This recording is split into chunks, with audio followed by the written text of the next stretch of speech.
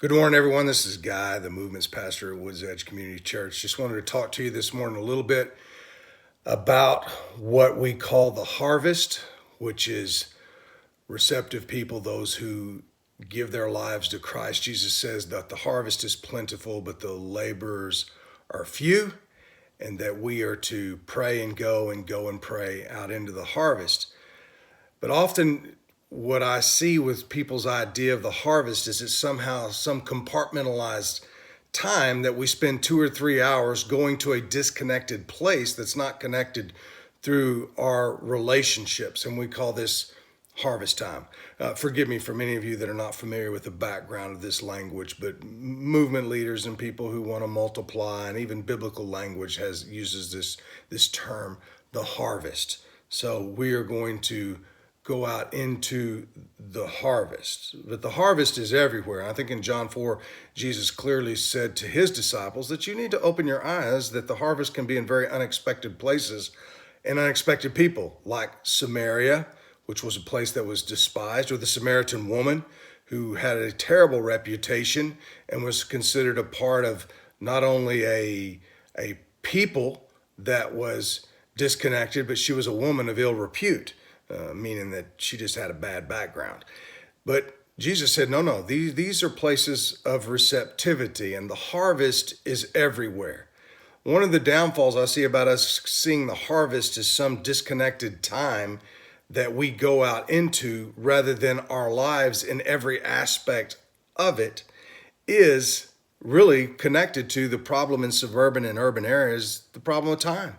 We don't have much time. And so if we have to create another disconnected time and call it the harvest for 2 or 3 hours, we are truly not going to make disciples, multiply leaders, nor are we going to multiply churches in a seamless way that's truly going to reproduce in a large city.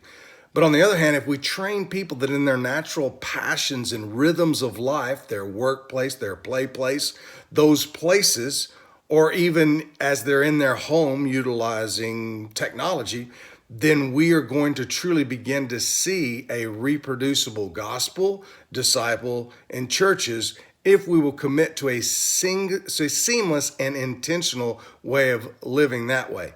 We need to teach people how to engage the harvest through the natural rhythms of their life. That's super important because there's no different in you, my movement friend, that says, oh, I'm going to go out into the harvest 2 or 3 times a week and change the world, than the pastor or teacher like me who preaches on Sundays, has a service 2 or 3 hours and thinks they're going to reach the world.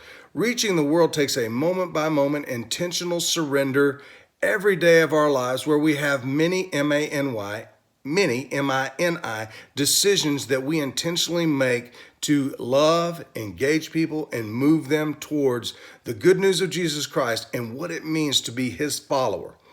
So my point here is that the harvest is all around us. It's all the time. And particularly if you're in the urban and suburban area, you need to teach and train your people how to use their natural passions and people in their lives and places in their lives to engage people, the harvest. And the harvest is there, and it's every moment, every day of their life. Be aware, because the harvest is there.